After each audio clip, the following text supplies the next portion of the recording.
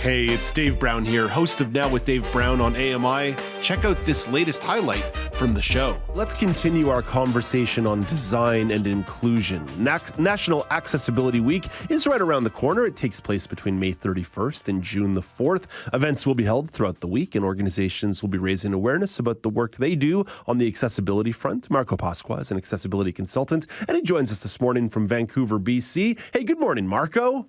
Good morning, Dave. It's so good to be back. Yes, that's it. First and foremost, people have been saying, where's Marco Pasqua? Where's Marco Pasqua? They've been missing you the last couple of months, but they've been missing you for a darn good reason. You recently welcomed a new member to the family. So how are you and everybody else in the Pasqua household doing?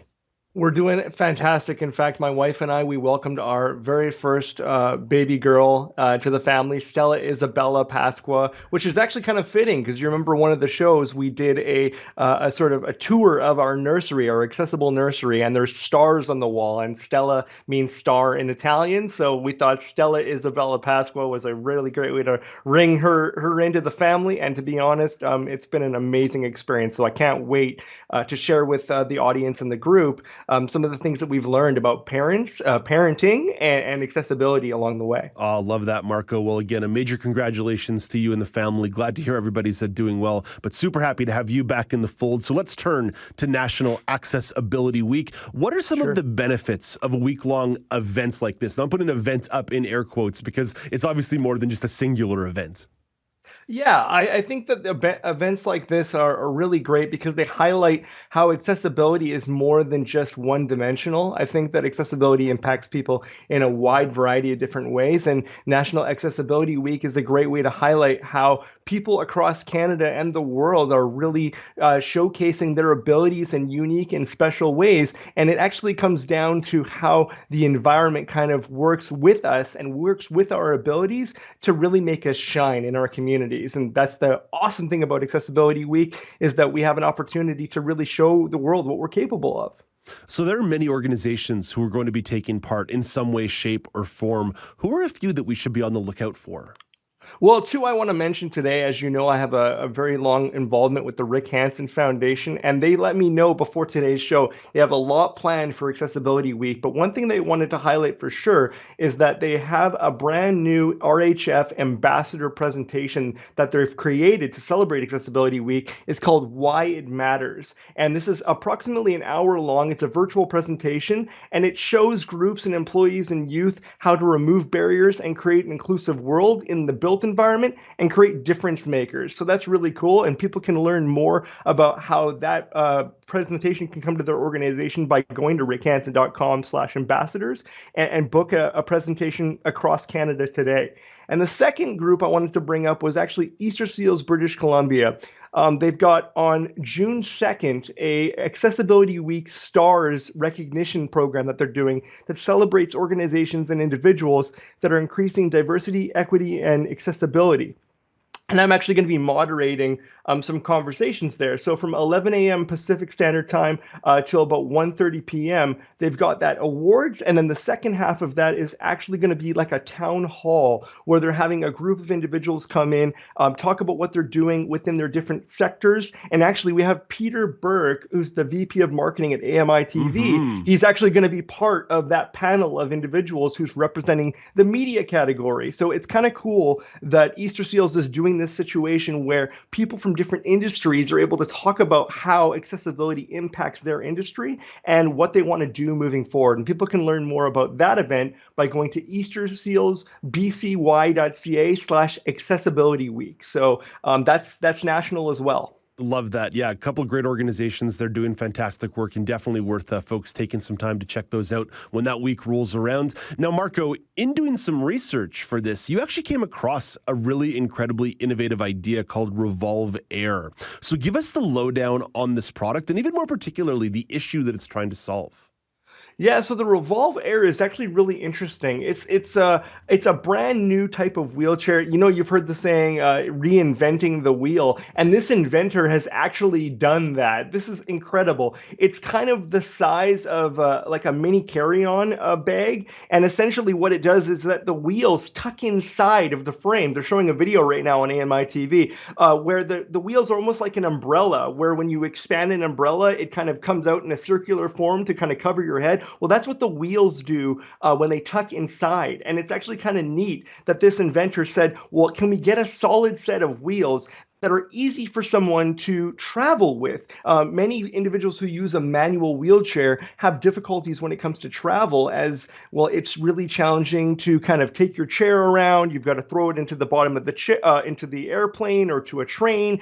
Sometimes there's damage that occurs. So what this is solving is twofold. One, you're getting a light and durable wheelchair that you can carry on that fits into what the airport would consider their standard size carry-on luggage space. And secondly, you're getting the opportunity of this lightweight chair that is actually competitive as far as pricing is concerned, because wheelchairs are quite expensive. And so you won't have to have a cumbersome manual chair that you're bringing around with you and worrying about damaging. You could potentially have this as your travel wheelchair.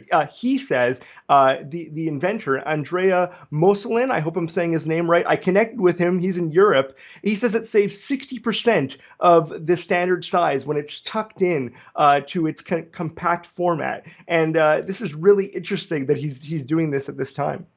Marco, going back to something I asked you about before, sort of the importance of something like National Accessibility Week, what does it say to you about how trying to solve an accessibility issue can catalyze such a different way of innovative thinking?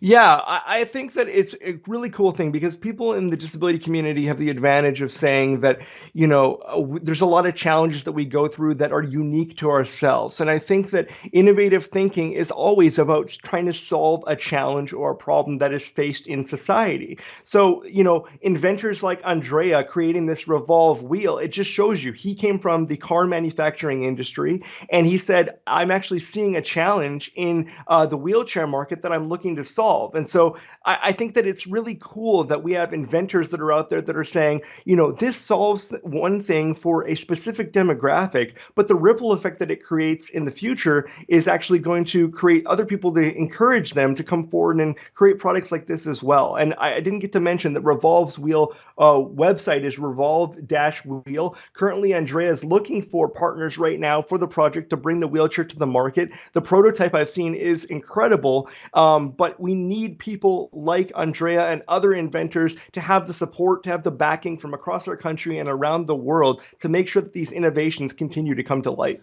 Yeah, it really speaks to me about sometimes we're always hoping for a big sea change when it comes to accessibility. And certainly that's an aspiration and a goal we should be looking towards. But there's a lot of merit in terms of finding solutions in the meantime. And this is a great idea in the meantime, because as you say, Marco, a lot of wheelchair users have identified that the airport and travel has become one of the biggest frustrations they face. So yes, it would be great if they started designing airplanes to let people stay in their own chairs, especially for someone like power wheelchair users. It would also be great if airlines stopped losing wheelchairs, which we know is a huge complaint that goes moving forward. But like those issues can be separate at the same time, right? You can try to address an issue with a technology solution while still trying to solve the systemic issue as well. It doesn't need to be one battle at a time. No, exactly. And I've had every issue you just mentioned, literally where I arrive in Calgary and my wheelchair somehow ended up in Montreal, and now I have to wait for my chair. In a situation like this with the Revolve Air, I could actually bring my wheelchair on the plane with me as a carry-on piece of luggage and have the peace of mind of knowing that it's there with me. And as the country starts to open back up again, people are thinking about travel, people are thinking about independence. I mean, what greater independence is there than taking control of your own destiny, of your own travel accommodations by having your equipment there with you and being able to educate people along the way? Imagine the eye popping that you would get from flight attendants and various people to see, is that a wheelchair? What is that? And now this is our part to self-advocate and to get out there and show people our adaptive equipment and show people why it matters and that this is no longer just a medical conversation. This is about creating innovations that change our planet. Absolutely. That's well put and that's well said. Hey, Marco, so great to have you back in the fold. Looking forward to talking to you again in a couple of weeks. Thanks, Dave. That's Marco Pasqua, an accessibility consultant who joined us from Vancouver, British Columbia.